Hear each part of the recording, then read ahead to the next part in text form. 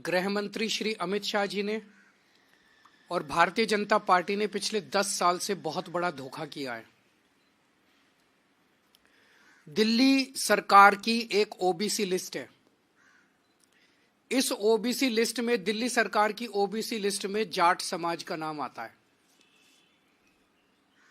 केंद्र सरकार की एक ओबीसी लिस्ट है।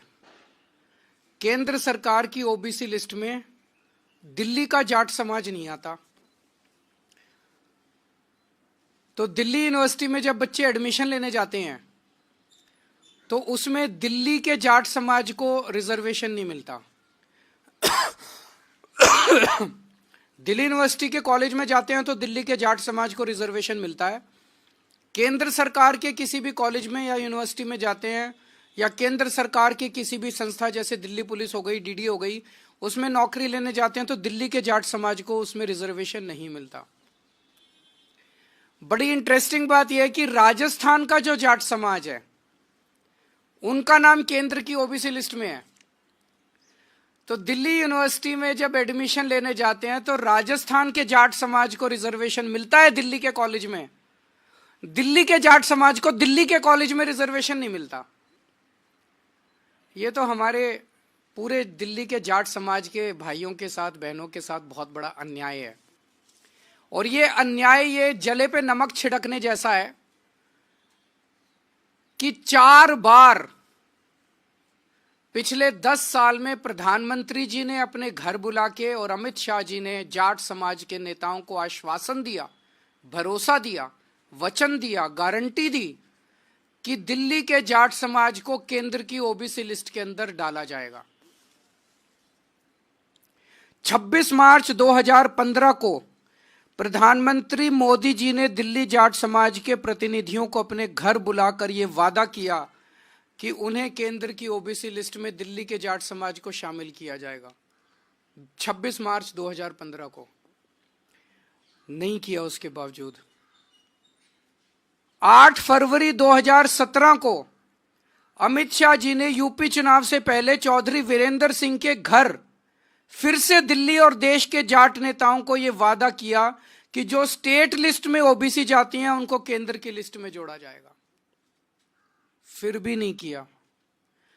2019 के लोकसभा चुनाव से पहले दिल्ली में प्रवेश वर्मा के आवास पर अमित शाह ने जाट नेताओं से मिले, फिर वादा किया कि दिल्ली के जाट समाज को केंद्र की ओबीसी लिस्ट में शामिल किया जाएगा।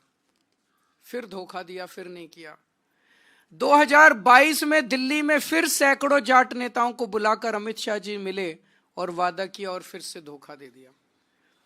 तो पिछले 10 साल में 4 बार, 3 बार दिल्ली के देश के गृह मंत्री ने और 1 बार देश के प्रधानमंत्री ने पूरे जाट समाज को बुला के बोला, अगर प्रधानमंत्री और गृह मंत्री झूठ बोलेंगे, अगर प्रधानमंत्री और गृह मंत्री अपने वादे को पूरा नहीं करेंगे, अगर प्रधानमंत्री और गृह मंत्री को जाटों की याद केवल चुनाव के पहले आती है, आप देख रहे हो हर चुनाव के पहले जाट समाज को बुलाते हैं, कहते हैं वोट दे दो, इस बार वोट दे दो, अगली बार कर देंगे, इस बार वोट दे, और कभी नहीं करते, कभी नहीं करते।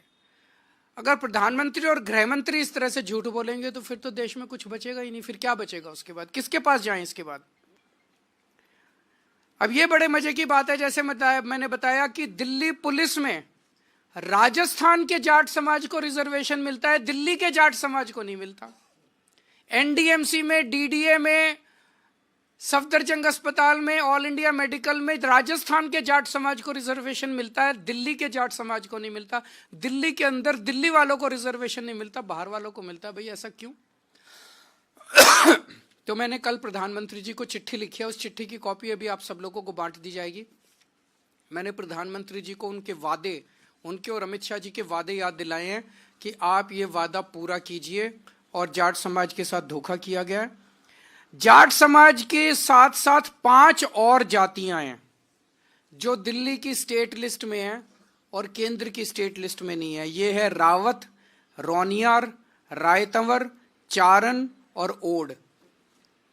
इनको भी दिल्ली की केंद्र सरकार के जितने संस्थान हैं वहां पे रिजर्वेशन नहीं मिलता। ये भी दिल्ली की ओबीसी लिस्ट में है, केंद्र की ओबीसी लिस्ट में नहीं है। तो जाट समाज के साथ साथ इन अन्य 5 जातियों को भी इसमें शामिल किया जाए ताकि इन जातियों के युवाओं को भी शिक्षा में और रोजगार में उचित अवसर केंद्र सरकार के संस्थानों में भी मिलने लगे।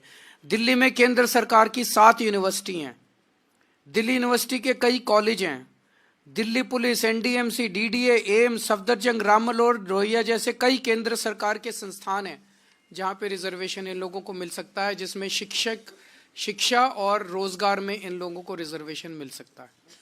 तो हमारा निवेदन है कि जो धोखा 10 साल से भारतीय जनता पार्टी दिल्ली के जाट समाज को देती आ रही है, वो धोखा देना बंद करें, अपने पुराने वादे पूरे करें, और अगर पूरे नहीं करेंगे तो आज केजरीवाल दिल्ली के पूरे जाट समाज को ये वादा कर रहा है कि मैं आपके लिए संघर्ष करूंगा और मैं केंद्र सरकार से करवा के लेके आऊंगा, चाहे मुझे इसके लिए जो मर्जी करना पड़े।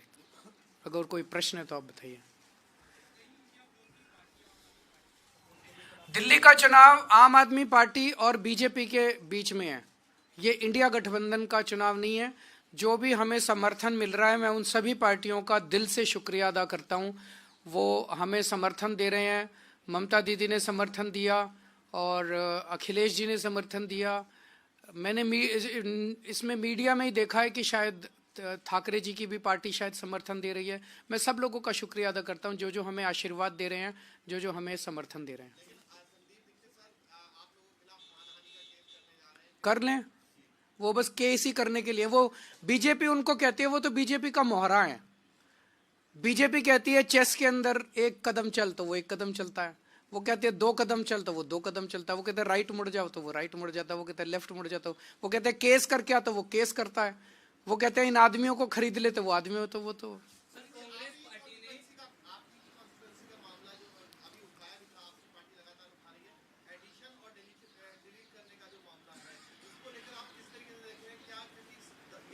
आज 3 बजे हमारी इलेक्शन कमीशन के साथ मीटिंग है, उस meeting chief election central election commission के साथ, उस मीटिंग में ये सारे मुद्दे उठाए जाएंगे। बीजेपी कह रही है कि आप इस तरह डरे हुए हैं कि 2-2 सीट से चुनाव लड़ने जा रहे हैं। मैं एक ही सीट से लड़ रहा हूँ।